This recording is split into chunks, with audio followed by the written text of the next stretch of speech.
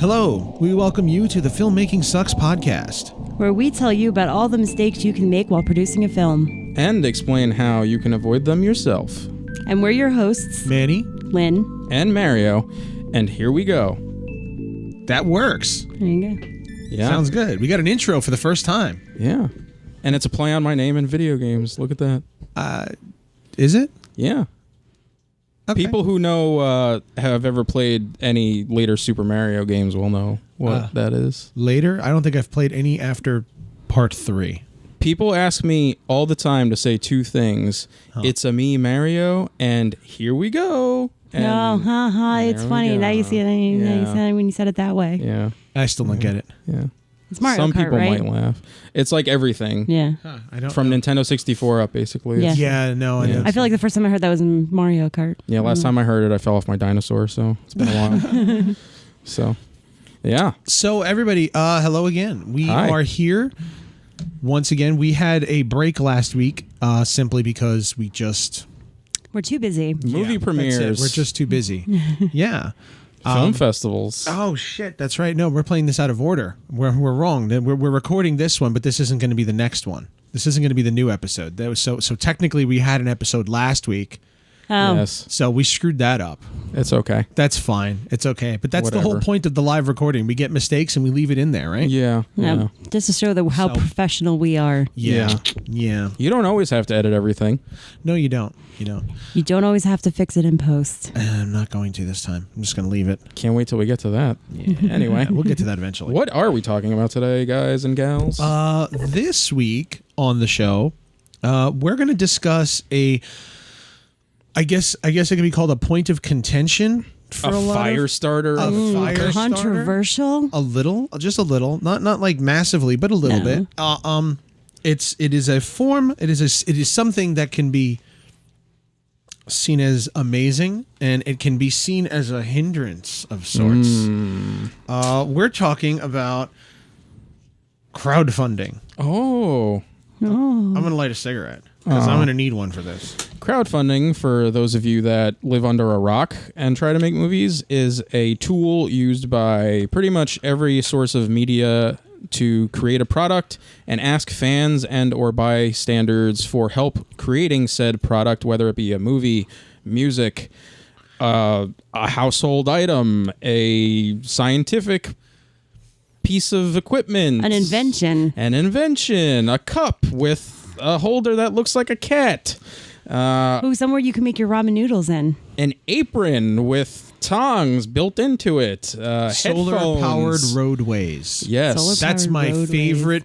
That's my favorite crowdfunded thing ever. No, Solar-powered okay, so I just saw roadways. one this week for markers that put a gradient in as you color more with them. Oh man, you see, Amazing. this is the really amazing thing about crowdfunding that I think we can all agree upon, is that there are some really incredible things out there that corporations. This is kind of a tangent, super quick. That corporations say, you won't sell us the rights and we can't make more money off this, and it helps people and the environment and the world, so screw you.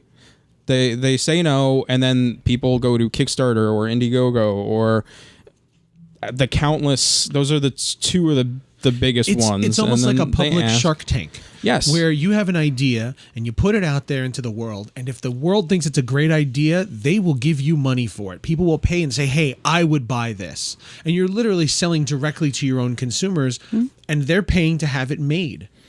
More often than not, the really good products and things that people pay for, like the solar powered roadway, that's something that will better human life. a lot It's of them not are. just a gadget or But there are a lot of gadgets. There Yes. are also bowls of potato salad.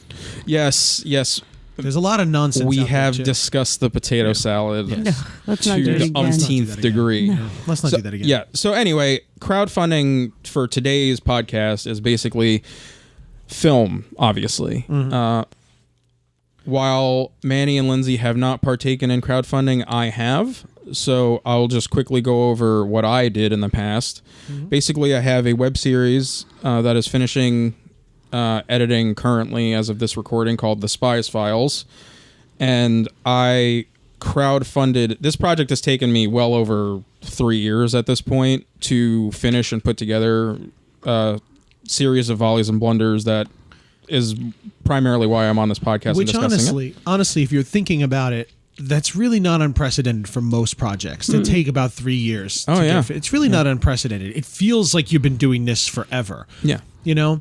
But case in point, your film that just premiered, Theta States, we started 2 years ago. We started shooting that. What was it? 2014. 2014. 2 years, December. because I got the Facebook memories 2 months ago. We do before Facebook memories. Yeah. Time hop. And then Facebook overtook it with Facebook memories. Yeah. So anyway, yes, I crowdfunded the Spies Files. We asked for like $5,000 because I budgeted it before I even asked Lindsay to help me budget it. At like, I just chose an obligatory, $5,000 will be enough. Spoiler alert, I've spent about $7,000 on this web series since inception. In addition to what you raised? Yeah. Well, on my own. How much did you raise? We raised $475. Okay. And most of that was friends and family. Okay. So you are an example of how crowdfunding can fail. Yes. I also honestly didn't know. I thought I did enough research and thought I put enough effort into it. Little did I know that you basically have to spend up to 50% of what you're asking for on a campaign. And that's exactly what we're going to discuss today. We're going to go through all the different things that can help you make a successful crowdfunder. I made a list. She made a list. Okay.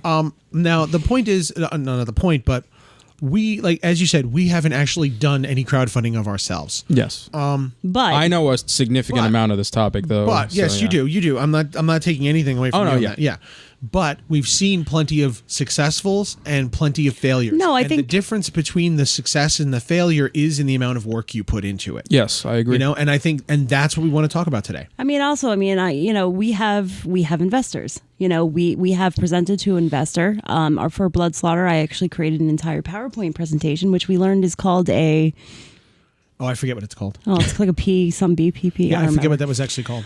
I have one of those for this movie, by the way. Yeah, and I presented that to our investor, and I outlined everything, the budget, the schedule, went through everything you would do for a crowdfunding, and I presented it to the investor. So instead of getting multiple people, you just got the one. It's not everything you would do it's everything you would do if you're going to present your project to an investor, to a producer. It's a plan. We're going to take that and you have to, and it's the same thing. You're now, instead of pitching your project to one person, you're pitching your project to the entire world. Yeah. To millions of people at once. Yes. And you have to do the same thing. The difference is you get a lot of different people on there. A lot of different people want different things out of a film. So you have to kind of encompass a whole range of things while at the same time keeping the integrity of what it is you want out of your film. Yeah. Okay. That's a big issue, though, that I just want to get out of the way because it is an issue. Let's get through the negatives first. Let's get through the negatives. This is really the Let's get through the negatives. We'll knock it out of the way, and then we're going to explain how we feel a crowdfunding can be successful. Number one, first and foremost, no matter how much work you put into the crowdfund, always have a backup plan and don't rely on it. Because once you start relying, say you put the work in, you put the time and effort, it worked out tremendously. Your first short film or your first feature or whatever you do, like a commercial or anything or a pitch trailer, say all that went well and you got the money, and say you raised like a couple $1,000s or whatever for your first project, or even say you raised a good chunk, like $20,000 or $30,000 for your first movie or something. And then you go, oh, well, that worked the first time because people really like slasher films or they like ghost films. And then you go to your second film and you built credit because you were successful, and then you do like something out of left field, like a Western or a zombie Western, and they're like, you don't make your goal, and you've done the same work, and you relied on crowdfunding instead of putting your own hard work or finding an investor at that point. So just don't rely on it. Like, I do have a friend who produced another friend's film, Jimmy George. He is basically a professional crowdfunding tutor. Yeah. And he is a script doctor as well. And you can hire him to help you put a successful campaign together. He will show you the steps on how to put an actual successful campaign together, but he does not guarantee the success because it's all dependent on the idea. There really is no guarantee. That's why I say do not rely on crowdfunding. Yeah. And then on top of that, there's the artistic aspect where people who I've seen this because it's happened to me. A woman said, "I will give you $1,000 for your show, but you have to say they are religious and that they're doing it for God." And I said, "No." Well, that changes the entire creative vision. I mean, that's your that vision. changes the whole feel of the show. It's just like having a producer, except that they might not give you money. It's you have the not crazy people, but you have the more than passionate crowd. Yeah. Lobbyists, so to speak, that will say, "Hey, I'll give you your whole budget if you do this." And I mean, honestly, that's a chance you have to take even when you find an investor, because they're going to say, "Hey, can you not do this one thing?" And, you're like, "Oh, well, you're paying for the whole thing, so I guess I can make a sacrifice." But with crowdfunding, it seems like sometimes there's very little recourse to what happens if a movie falls flat. And I'll let you take it over from there. Which is kind of my problem with crowdfunding. This isn't true in all. It's not true for everybody. But I feel that crowdfunding allows a level of not even a level. I'm trying to think how to say it. It kills the mystique. No, not even kills the mystique. I mean, it does, but that's not really it. I think that what crowdfunding lends itself to is you have no accountability. There we go. That's what I was trying to remember. There's no accountability. You have no driving force other than your own self, and whether you morally feel you owe it to these people. There's no driving force to make this movie successful. There's nobody sitting there saying, "When are you getting my money back? When are you going to sell this movie? What are you going to do with it?" There's no foot in your ass doing it other than a bunch of people you don't know online. That gets special thanks for the low price of $25. Precisely. As long as you fulfill everything that you asked for them, that you asked of them, as long as they get their little perks and stuff, you don't owe them anything after and beyond that. And that's what my problem with it is. That's another thing. I don't agree with that mindset that you don't owe them. I think you owe them everything. But I think they're paying for your film or whatever. But I think it allows filmmakers to feel like they don't owe them anything. Because this is my movie, I'm going to do it my way, and I was going to, my real big problem is successful filmmakers. Rob Zombie, crowdfunding. Zach Braff. I hate that. Zach Braff, crowdfunding. Rob Thomas, the producer of Veronica Mars. Exactly. Yeah. Penn Jillette. Penn Jillette. That's the one I was going to get. He's another one. Penn Jillette makes $3 million a year. Okay? That is his fucking salary. Yeah. This man makes $3 million a year. Not including endorsements and public appearances and Precisely. yada, yada, yada. He's worth $50-60 million. He needs $1 million to make a movie. I don't agree with that. If you really had enough faith in your film, you thought it was going to be that good of a movie, just pay for it like the rest of us do. Yeah. For a long time, Keanu Reeves has been trying to get Bill and Ted 3. Bill and Ted 3 done. And part of me says, dude, you have plenty of money. Why don't you just pay for it? Because he doesn't own the rights to it. They won't allow him to make it.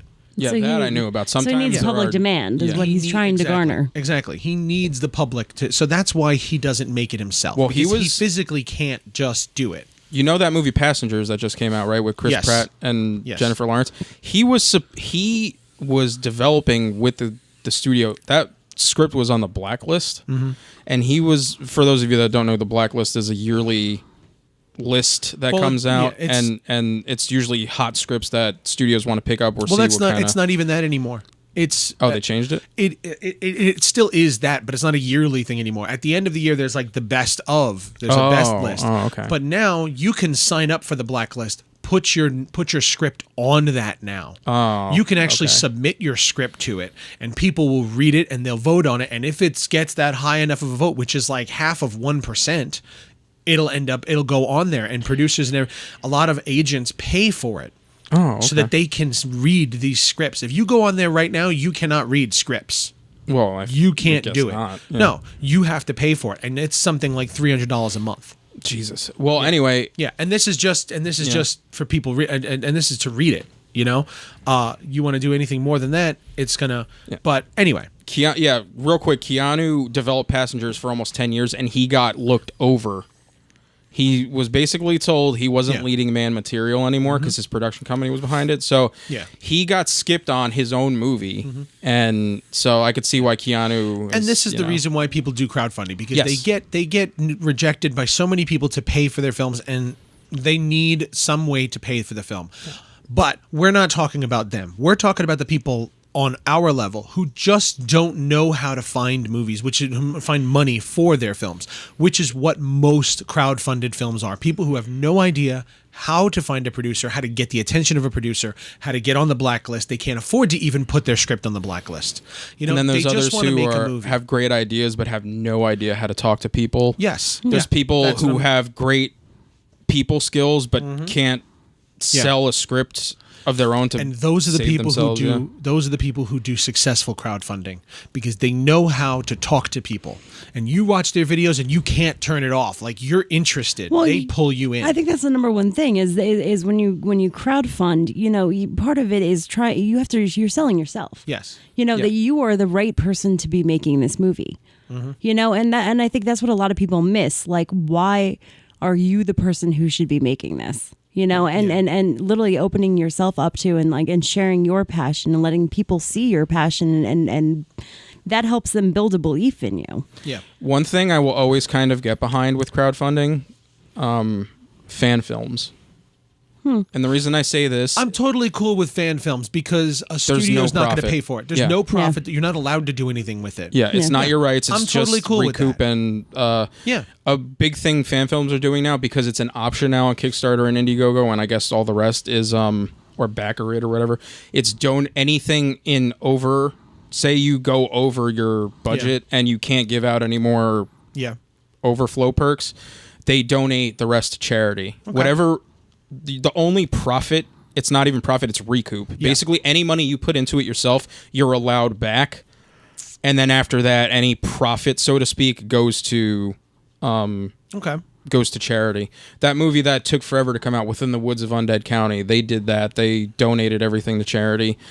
As of this recording, recently, this week, the Friday the 13th reboot at Paramount got axed. Yep. Yeah. There is a Kickstarter before that has a couple of days left to this recording, which is almost, I'll just out it, it's almost Valentine's Day. It's February, 12th? 12th. It's February 12th, 2017. There is a crowdfunding campaign on Kickstarter called Never Hike Alone, a Friday the 13th fan film. Yeah. That had, I think they're asking for, I forget the total. It's around 15 or 20,000 or 13,000 or 14,000. Something not huge. But they went from like halfway to 90% the day. As soon as Friday the 13th was canceled. And the thing is, like, because now there's public demand for it. Yeah, the minor trailer, it's like a super teaser, couple seconds of the dude walking around in the Jason mask and stuff. Now, like, it looks fun. Yeah. And it's something I'd actually give money towards, even if the reboot was still coming out, because I really like Friday the 13th as a franchise. I'm one of those people that I'll watch it no matter how shitty it is, because I just enjoy it, period. Yeah. And like, now that we aren't getting an official reboot, whether it's a good news or bad news, this fan film gives us hope. Well, we're not going to get it from Paramount. No, New Line and Warner Brothers. Yeah. We'll get it from New Line. They'll probably do a sequel of the remake. Yeah. So, which is fine with me. Yeah, we'll get it from New Line. Yeah, but anyway, that's a crowdfunding campaign I can get behind as the fan film. I'll always look at a fan film that will be free. They'll give you know what it is? backers fan films have an audience, and they that's it. They have an audience, and those people just want to see them, and that's it. Yeah. You know, you sell directly to them, and they're happy with it. You stick it on YouTube, and they watch it that way, and they're totally cool. And to have their name in the credits of the fan film of the franchise they love makes them happy, and that's it. And they just want to see that. There's an example of me with Friday the 13th. Yeah. So yeah, you just want to see it. One thing.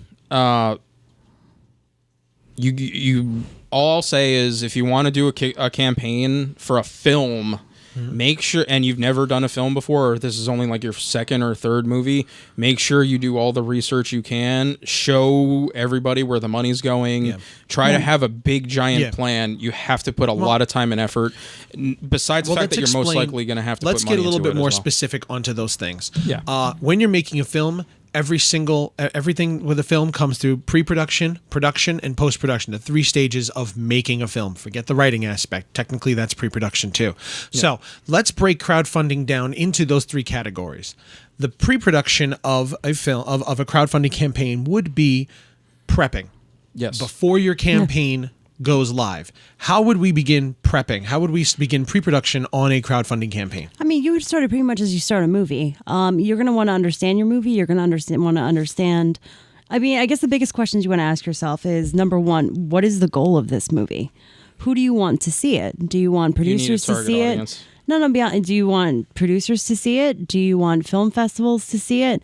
Do you want the general public to see it? Because those are 3 very different audiences that you're going to be targeting. Yeah. When it comes to the general public, you also have to be more narrowed in on a target audience. You can't be like, you're not going to, your current status as a, independent, low budget, no budget filmmaker is not going to hit the 18 to 35 male crowd. Yeah, it's just not going to happen. That's Michael Bay's audience. You don't have the money to reach all of them, so you need to find what your niche is and target them. Yeah. Yeah. If it's a slasher, find the slasher fans. If it's a gore movie, find the gore fans. If it's post your stuff on social media, catering, like find websites, advertise find on those similar websites. movies, that are similar to what you want to make, and find their track and their fans and figure out how they've reached out and where they're finding success and support. A way of doing that is using the app Crowdfire. If you've used that.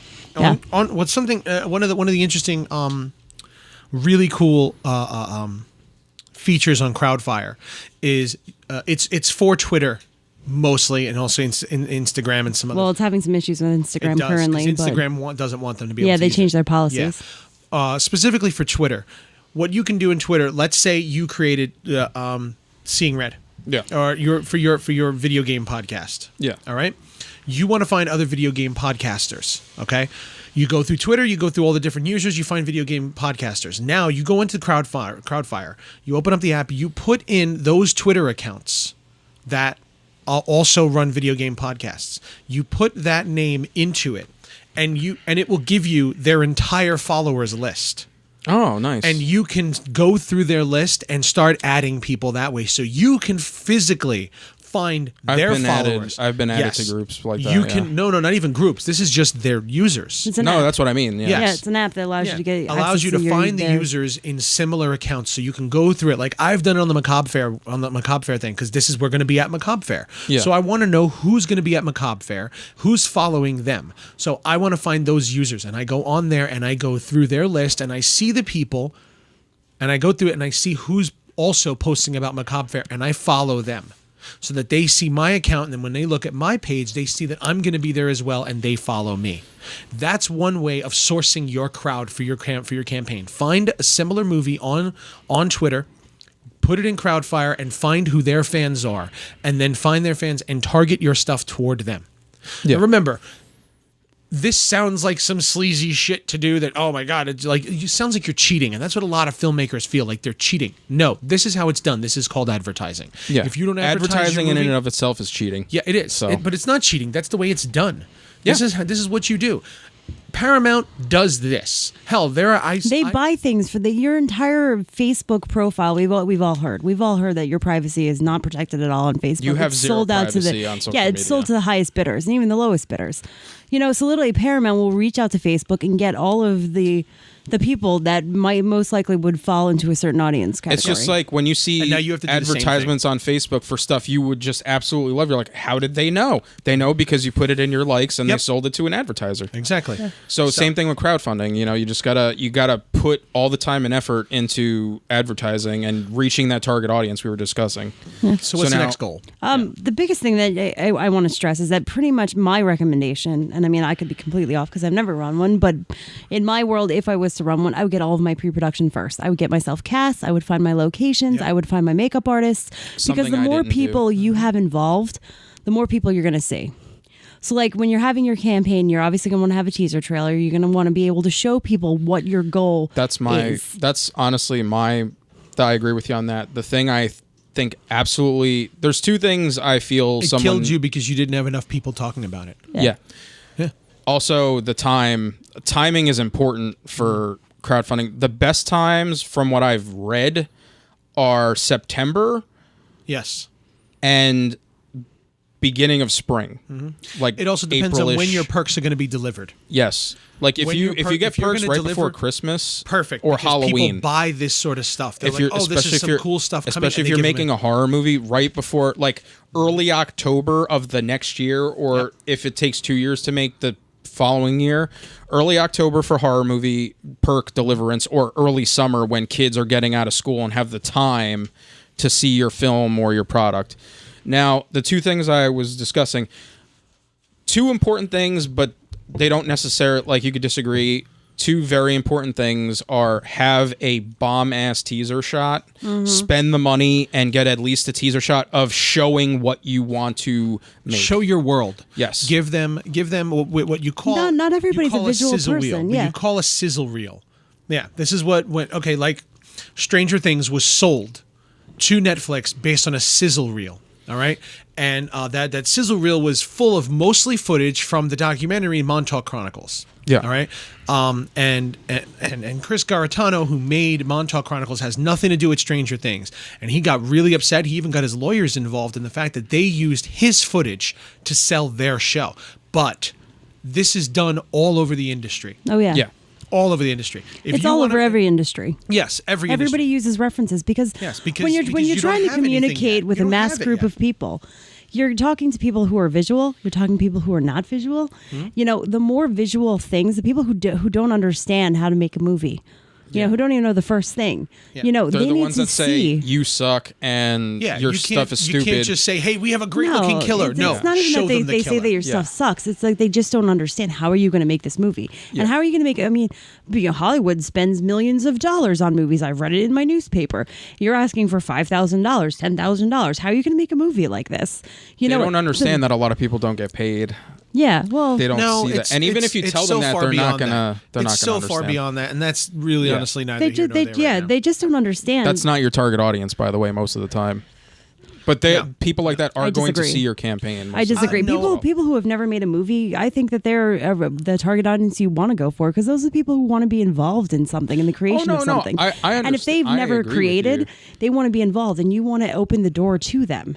Let them see that behind the scenes. Let them see the behind the scenes. You know, see how a movie gets made. If you have actors, the more actors that you have cast before you even do your campaign, you can shoot videos with them, and you can literally have conversations with your actors, like, what's your resume, what's your kind of character. Let them introduce their character, and then you can do that as an update video. And now their aunts, their uncles, their grandmas, their cousins, their friends can now all share and see that video. So the more people who are seeing that video and your campaign are more likely to give you money. I agree. I think we were just talking about two different things. But I do agree with you.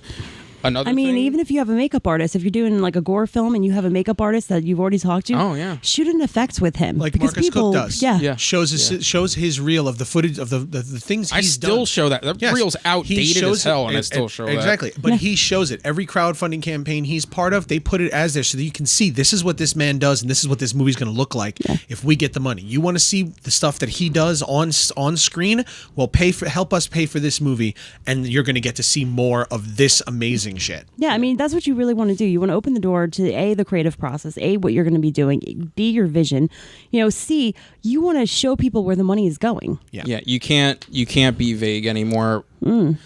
Not to sound bad about it, but I've donated to roughly about 10 campaigns. I've not received perks on at least 7 or 8 of them. Well, I haven't even gotten to perks. But let's talk perks. The other thing, perks, I've seen so many people that make this, like, you're going to get a t-shirt and a DVD and a lobby poster and they also don't realize how much that costs. Exactly. If so you have to factor that you need to budget. Plan that all out while you're still in pre-production of your campaign. You need to figure out what a t-shirt costs. You need to figure out what it actually costs to ship around the country, around the world. And you need to take that into account. Someone from Denmark buys your $25 perk, which You're is gonna like spend a $40 t-shirt, a getting it to button. them. Just the shipping alone, not including the cost of the product, is going to be $45 to Denmark. Yeah. I know because I had to do that. Yeah. So Yeah, you're going to spend $50, $60 just getting that perk to them. So the more merchandising you're promising, the more you're actually going to pay. You know, and perk you should be less than, I think it's 10 or 15% of your overall budget. And that's why, like, we were talking about Seed and Spark, which is one of the things I really like. One of the crowdfunding websites I really like because it actually, you put down what every single bit of money is going towards. Yeah. So Yes. people understand. We have $3,500 going towards our post effects artist, and somebody wants to pay for that. You can put your money into that fund.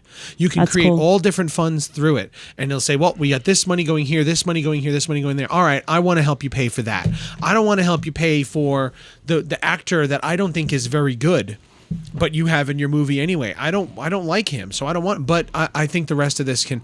All right, fine. So now, if you get the money for your effects artist, you get money for everything. But you have a whole bunch of people who are not going to pay for this actor because they don't like him. Maybe you recast the actor then.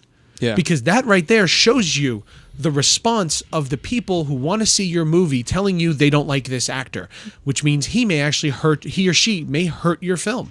That's a way of getting crowdfunding campaigns are a good way of getting feedback from the audience that you're trying to sell it to. Yeah. You know, knowing Your what target audience. Exactly. Knowing what your target audience wants to see and what they don't want to see. Yeah. What they are willing to pay for and what they aren't willing to pay for. So what are some of the things that you can offer them to pay for? When we're talking normal, most crowdfundings, you're going to give them perks. All right. The big one, the cheap one is usually $1 or $5 is the social media shout out. Yeah. Thanks to Bob A. somebody for donating $5. Way to go, Bob. Thanks for helping get Cutter's Farm made, or insert random slasher movie name. And then you've got the special thanks in the credits, which is usually $25 or $50. Which, I'll be honest, hurts your film. Hurts your movie so much because you end up with 2,000 names in your credits at the end, and your credits then run for 5, 6, 7, 8 minutes, and film festivals look at that and say, nope, I am not taking 8 minutes of my valuable film festival time to run your credits. Well, you know what some people are doing now? This is actually cheating. They say, yes, you will get an IMDb credit, and you're in the IMDb credits, but then in the actual credits of the film, it says, go to www.insertmovienamehere.com for a full list of backers. And then it'll say special thanks to all of our backers. And then that will hurt your distribution. Yes. Because most distributors, and not even distributors, Amazon, you can't have a website in your ending credits because it's free advertising. You're now advertising for a product, so you can't have credits in your ending. You can't have a website in your ending credits. You'll hurt your distribution by doing that. So I mean, obviously there's downfalls to all of these. Yes, there is. You know, and you really have to weigh it out and do your research. You know, I mean, I'm sure we can cover this more in another segment. Let's go. But I think that the incentives that you want to focus on are the ones that cost you little to nothing. Yes. You know, and Buttons are cheap. No, not even buttons. That's a product. That's a we're not even product. talking Don't think about that. products. Think your skills. You know, social. What can you what give can someone? you? Go ahead. We had one filmmaker that we know. Part of his or her campaign was for a fair amount of money, you would get an hour of the production manager's time to discuss your own project. That's a good idea that I didn't even think of. Yep. If you're a local filmmaker, $500 to our thing, I'll come and DP your short film for a day. Oh, that's This pretty costs I'll read your you script. nothing but time. Yeah, I'll read costs you nothing a but time. script. You're basically getting paid $500 an hour to help For your somebody movie. else. For your movie. You're getting money for your yeah. movie, and then you're trading your skills for it, and it costs you little to Costs you nothing. nothing. One of the perks I actually offered for the Spies Files was $1,000. It was as long as you could make it to around where I lived, I would cook you dinner of your choice, make you a mixtape, and discuss movies with you. Yeah. Something like that is In a kinda non-creepy, non-sexual way. Yeah. Yeah. Things like that. All right, maybe that was a little, Obviously I'll cook you nobody- dinner. That might be a little, Little all right. weird. Might be a little over there. But if you want to get people involved in it, you know, even so, like you said, you'll get an hour-long phone call, an hour and a half, whatever, 2-hour phone call with the producer. about your film, or if they just want to Skype talk to a sessions producer. are super popular. Exactly, something like that. If they just want to talk to a producer about filmmaking. Hell, there are podcasts out there that are trying to get high profile names. Someone like, if you've produced 15, 20, 30 films out there, you have a name. You know, maybe all right, here's $200 and $200 do an interview on my podcast with us. All right, cool. That costs me nothing. There's popular podcasts out there that charge people to be, it's advertising. You buy their podcast time and you could talk about whatever, and then they'll call you like stupid and whatever. And for Indie Film Hustle, for his crowdfunding campaign, it was $1,000 for $1,000. You can be a guest on his show, and he'll talk about your films on his show, and somebody bought it. Yeah, and he did an hour-long episode, talked about his movies and his projects for an hour, and he interviewed him on his show that has 50,000 downloads a week. Yeah, I would have done the same thing. You know what I mean? That's incredible. If you have that sort of platform, you can give that to people for free. We're doing podcasts here. You're doing podcasts. You're doing video shows. You're doing reviews and things like that. Yep. You have that. If you build up your audience enough, especially with your crowdfunding, you do that. You offer that money to somebody, and who knows? Maybe they want to be on your show. Here's a very easy way to be on your show. Here, $500, you get on my show. $200, $100, whatever you decide that your time is worth. Yeah, and you want to be smart about these incentives, and you want to think about it. You think about these things way in advance, and think about like, what skills do you have. Number two, you want to think, be smart. I've seen 1,000 times they'll have a walk-on role. You know, if you're going to offer a walk-on role and you're making a horror movie, have two different incentives: one for the walk-on role, the background, and then have one in makeup. Mm-hmm. Yeah, because I put dye in the movie. Yeah, I put dye. Yeah. Die in our show for like $500, as long as you could travel expense covered by you, obviously. Another one is props. Yeah, I was just gonna say that. Props, things you have a budget for already. Like, say we offered the Meredith Jones wedding dress as one of the. It was a $500 perk because we were still using it, but like. You know, once the filming is done, it's theirs. You have the one of. You have the only one or two of screen used, and then when we get into the production. We get into the production aspect of it. When you launch your campaign, all right? Once you get that, you get your movie done and everything, you hit the post-production. Now it's time to start fulfilling it. While you're shooting, you shoot anything with that dress, get behind the scenes for the person who bought it. Now you get behind the scenes of you guys shooting with that dress. And you stick it up there, and they can see the prop that they paid for.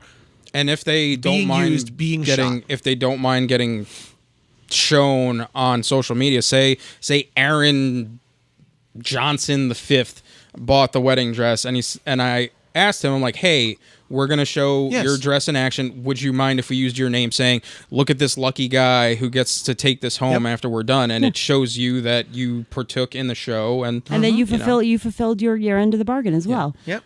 That's another thing that, since we're kind of coming close to wrapping this up, biggest, most important thing of the post-production, fulfill your goddamn perks. Yeah. Do not. I've been burned many times. I'm not going to go into it, but I really stood by the products, and I kind of still do.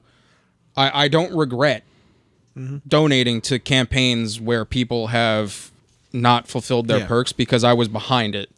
But if you're going, like, that's the biggest thing. There are repercussions now. You can get sued through Kickstarter and Indiegogo. They also started taxing all the money that you get. It used to be non-taxable. Now it is taxable.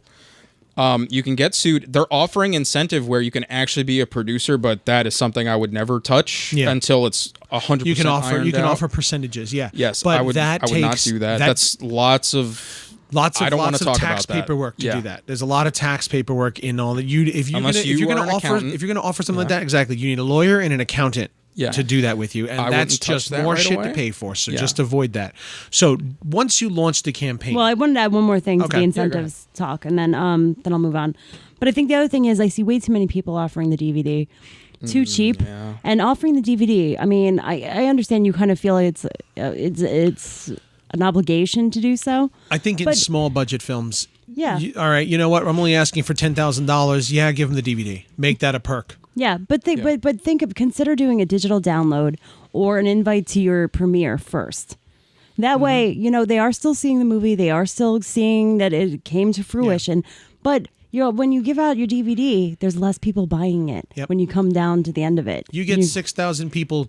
You get 6,000 people who donated to your crowdfunding campaign, and they all bought DVDs. That's 6,000 DVDs you just gave away. That kind of came out of your pocket. And even beyond that, it's coming out of your distributor's pocket now. Yeah. Because once you get distribution, you're going to tell them, well, I need the first 6,000 copies or whatever. I have 6,000 people that I've already given the movie to. And the distributor's going to go, okay, you have a $10,000 film. How many copies do you really think we're going to sell? Yeah. How many copies do you really think we're going to sell? And the distributor's going to be like, well, it costs this much to make each DVD, and if you need 6,000 of them, then we're going to add this onto the tab that you owe me. Mm-hmm. Yep. And 6,000 times that is best case scenario $4 is still $24,000. That is if the distributor even wants your film, you knowing that you have to give away 6,000 copies of this. He's like, well, you just cut into my pocket now. Why do I want to sell your movie? Yeah. How many indie film guys sold 6,000 copies of their film? That's amazing. Obviously we're talking really big numbers, but even so, a couple hundred copies of your film, this hurts your... I don't know anybody. Exactly. Yeah. This now hurts your release date sales. Yep. You want as many people as possible to buy your film the minute it comes out, so that this way you hit the top of the charts in iTunes and Amazon and whatever place it's being sold. You want to be there, so you want as many people to buy it as possible. It sucks having to tell the people donating to your movie that, no, we're not offering the movie as a perk. It sucks to be able to say that. You can, but you totally can.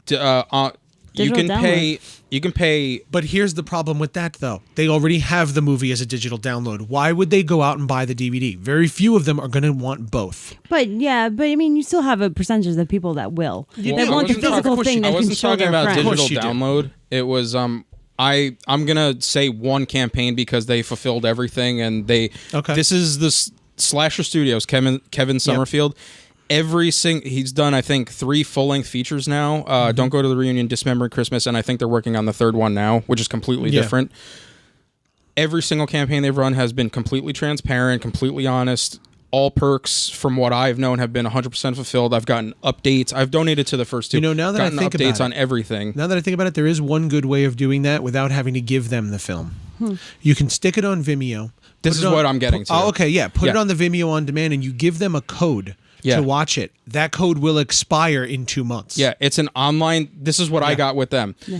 You give them a watermarked online screener through Vimeo or through a random private server. They get their specific code that's randomly number generated, and the watermark is randomly number generated. It's going to cost you about $400 non-Vimeo to get this done. Get it done, yeah. It's $400 of an investment where your movie, if it is pirated, you can track it down to the person and sue them, even though it's more work than it's worth. Yeah. It's still legally the best way to show your movie to somebody. It's a deterrent, yes. It's the best way to show your movie without giving it away. And that was my whole thing. That's a good way of doing that. That's what Slasher Studios did for Don't Go to the Reunion. People who paid for it at least get to watch it. They don't get to own it, but they can see the movie before other people. Yeah. Before you get to see it before the premiere. I was a special backer. Say the premiere is going to be in March. You have from December through March where it's free for you to watch all you want. Yes. I think they gave away DVDs for Don't Go to the Reunion. I don't think they did for Dismembering Christmas. Okay. Yeah.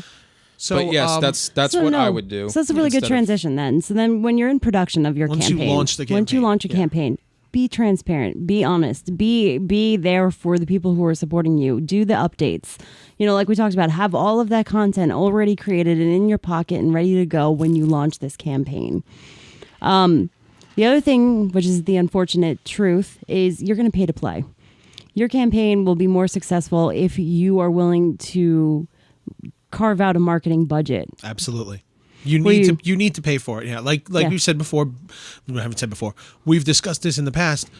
What is it, Dread Central or Bloody Disgusting? They don't cover crowdfunding campaigns, one of the two of them. Mario, I'm talking to you. I think they both do now, but for a while, Bloody Disgusting didn't. But they still did when you paid them for it. Yeah. For $500, you could pay them $500 and they'll do an article on your crowdfunding campaign. Yeah, most websites will do this. If you see that that they is don't an cover ugly campaign, truth that most people do not know. But that's advertising. Yeah. Okay, for their 200,000, 300,000 monthly views that they get, or weekly views, however many they get, they don't cover crowdfunding campaigns. But if you want to be on there, you pay them, and they'll cover it, and you will hit your audience that way. Yes. Whether or not you're successful, again, is dependent upon how much work you put into everything else. Yeah. Then there's also the Facebook ads, the Twitter ads, all that other stuff. All this I costs did money. Facebook ads for Spies Files. I did get an actual backer from it, but one out of the $150 I put into Facebook. Yeah. And it was only for like $10. So I mean, it can work, but don't count on it. But it's still advertising. Mm-hmm. You got to be on top of it. They have actually really strict guidelines with Facebook advertising with pictures. We'll cover. Yeah. We're going to cover the Facebook because we've both done Facebook and Twitter ads before. Yeah. We'll get into that'll be its own thing. Yeah. Oh, that's the other thing I forgot to add to incentives, and it's a really important point. That's the only reason why I'm backtracking. But if you're offering walk-on roles or premiere, you have to make sure that you say travel costs are not included. Yeah, I mentioned that before. Yeah, he said that. Yeah. Oh, okay, I missed that. Yes. Well, no, she's right. It's true. You gotta be really careful. You have to word everything specifically to the T. Yeah. Because and one more thing, don't ever offer producer credit, because if someone knows what they're doing, they can sue you and take everything you have. Mm-hmm. Because producers are legally obligated to do that, and if you call them a producer, they are allowed to do that if they want. Give out the associate producer credit. It means nothing. Executive. Yes. No, not executive is people who actually put the money in and are getting a return. Associate producer. Associate producer is nothing. Yeah. It's really just it's a handout title for somebody that, you needed something for them to, you need to give them a title. And that an associate producer credit would come with $2,000, $3,000 you drop into the thing. Yeah.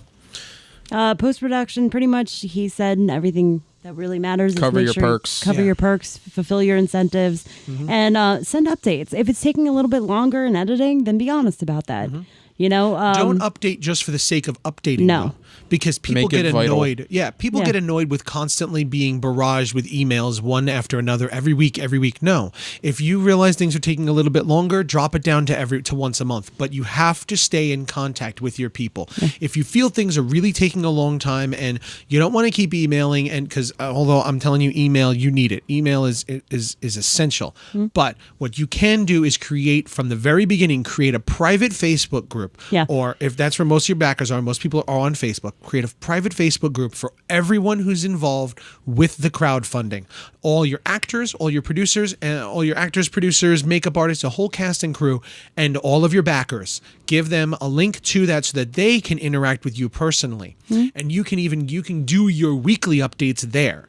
Yeah. Where they have the option of turning notifications off if they don't want to see it all the time. Yeah, and put all your behind the scenes stuff up there. Yes, keep them put involved. everything on there, and then do your monthly emails to keep people abreast of what's going on and say, hey, we're shooting this, we got this coming up, we lost a location, so we're trying to find a new location, everything's still going on as planned. You just want to keep it to the bare minimum. You don't want to start every single email off with an apology as to why you haven't responded or sorry things are taking so long. And stay positive. Always be positive. Always be positive. Tell them what's going. If something went wrong, you tell them, hey, this is what went wrong, but we're getting this, but and so and so stepped up. Always this offer a location solution. stepped in. Yeah. Always be positive. Yeah.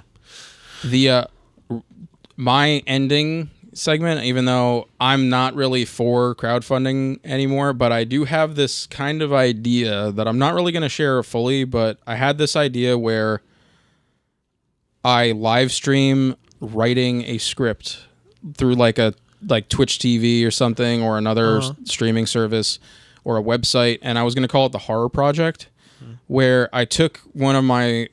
You got to be basic with an idea like this, like a haunted house movie or a slasher movie or something, a monster movie, just something basic with a kind of quasi-basic plot.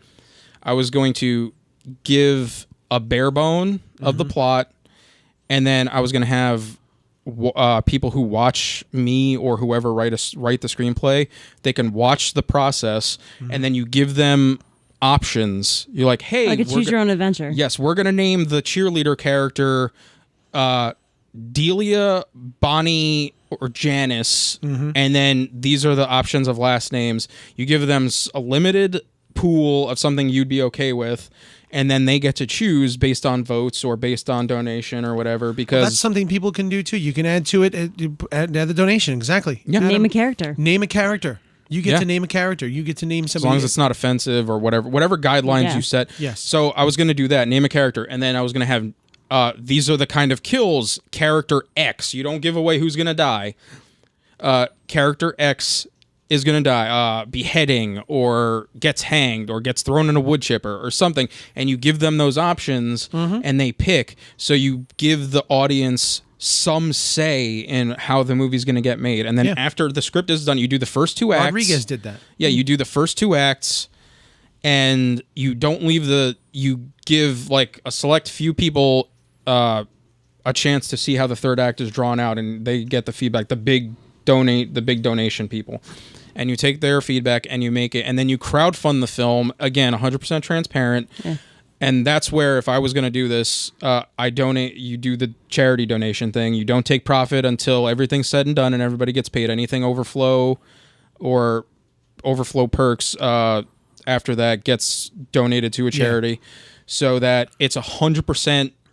Like, say I'm the backbone. I started the idea. I wrote the script, and I'll take script writing credits for it.